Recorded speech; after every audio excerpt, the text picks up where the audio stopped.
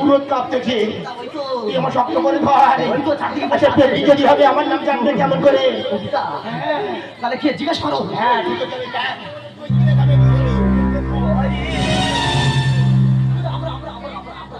কে তুমি, কি তোমার পরিচয়? আজ বিশ্বকর্মা বাঁচনার পথে বাধা হয়ে গেলে কেন? একটি বারের নয়নে বলে দেখো তো আমাকে চিনতে পারো কিনা?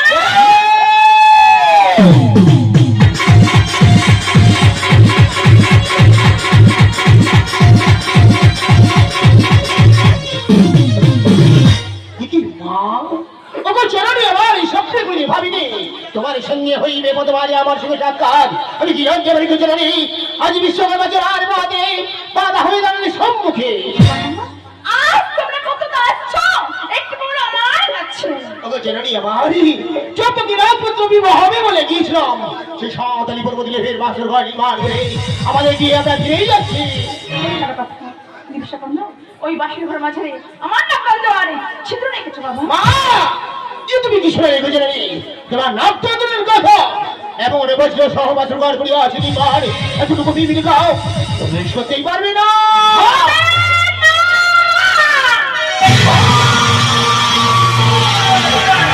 একবার বলেছি বিশ্বকর্মা আজ যেমন বাসের ঘর নির্মাণ করে আসো সাঁওতালি পর্বত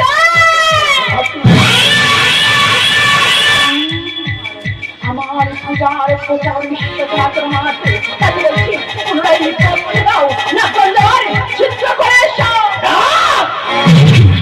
না না না না, এটি সম্ভব নয়।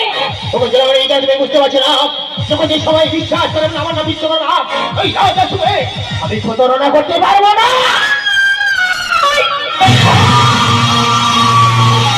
এই ছবি ভুলে গেছি আজ আমার কথা মতো কাজ না করেন কি করবে কেন? তোমার সামনে তোমার একমাত্র 42 সামনে আমি তাহলে খবরে পাঠিয়ে দেবো।